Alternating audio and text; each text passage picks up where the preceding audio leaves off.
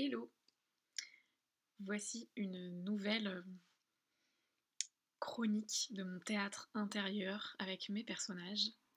Donc autant la dernière fois j'ai parlé d'un personnage qui n'était pas humain, voilà, c'était un monstre poilu, il n'était pas humain. Mais autant j'ai aussi pas mal d'humains différents à l'intérieur de moi et dont des enfants, beaucoup d'enfants, une grande cour de récré à l'intérieur. Et aujourd'hui, je vais parler d'un enfant que j'ai écouté aujourd'hui qui avait quelque chose à me dire.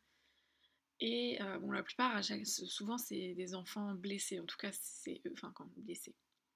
Oui, blessés ou qui sont figés sur place, en fait, qui ont eu peur et qui ne savent plus comment faire, qui ne savent plus quoi faire, voilà, qui n'ont plus le mode d'emploi pour continuer à grandir, en fait, tout simplement.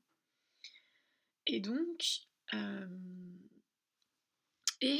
voilà, c'est intéressant parce que j'ai pas mal. Il y a autant de garçons que de filles, hein. C'est pas parce que je suis une femme que je n'ai que des enfants filles à l'intérieur, j'ai aussi des enfants garçons.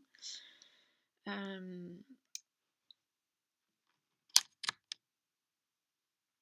et, euh,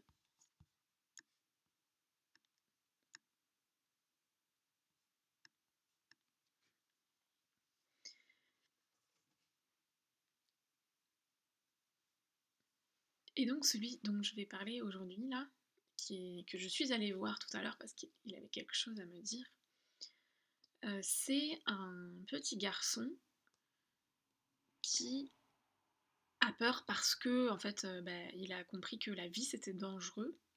Oser faire des choses c'est dangereux, oser bouger tout simplement. Bouger, faire, c'est dangereux. On lui a dit en fait que si osait faire quelque chose, s'il osait bouger ou faire, je sais pas, jouer avec quelque chose de nouveau presque, bah en fait, il pouvait se faire très mal, il pouvait même mourir, ça se trouve, donc c'était trop dangereux, donc en fait, il ne bouge plus, il ne bouge plus, il ne fait plus rien. Et dès qu'à l'intérieur, il y a un élan à l'intérieur de moi, il y a un élan pour aller faire quelque chose de nouveau et, euh, et prendre un risque quelque part, et ben du coup, lui, il est complètement paniqué. Et c'est un gros, mais non, non, non, faut pas faire ça. Non, non, c'est pas possible, faut pas faire ça.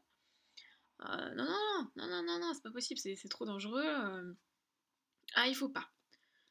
Donc voilà, c'est majoritairement c'est là à ce moment-là qui s'exprime, c'est quand je veux faire quelque chose de nouveau, m'inscrire à quelque chose que je ne connais pas, faire un nouveau projet, je sais pas moi, acheter une nouvelle maison, enfin peu importe. En fait, aller vers l'inconnu.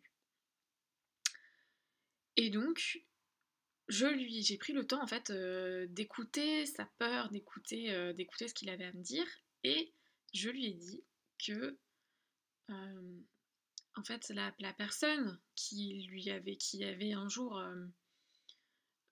comme glacé euh, son élan de vie pour quelque chose de, voilà, il avait envie de jouer avec quelque chose et hop, son élan est venu glacé par un adulte. Et donc je lui ai dit que cette personne-là en fait elle n'avait pas été totalement honnête, enfin elle n'avait pas totalement, en tout cas ce qu'elle lui avait dit ce jour-là n'était pas tout à fait entier, ne prenait pas en compte toute la vérité. C'est-à-dire que oui, ce jour-là, peut-être qu'il faisait quelque chose de dangereux, qui pouvait le mettre en danger, et donc voilà, qu'il ne fallait pas qu'il arrête, mais c'est pas pour autant que chaque chose qu'il va faire, chaque chose de différent, chaque chose de nouveau qu'il va faire, va le mettre en danger.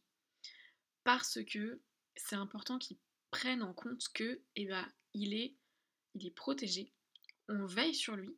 Donc moi, comment dire, mon adulte intérieur, en fait, veille sur lui et veille qu'il puisse prendre, quelque part, qu'il puisse oser et prendre les risques qui sont à la mesure de là où il en est. Donc en fait, on veille sur lui pour qu'il puisse agir et oser faire des choses qui ne vont pas le mettre en danger en fait et qui vont lui permettre de grandir, d'apprendre, de continuer, mais qui ne vont pas, voilà, qui ne vont pas être dangereuses pour lui.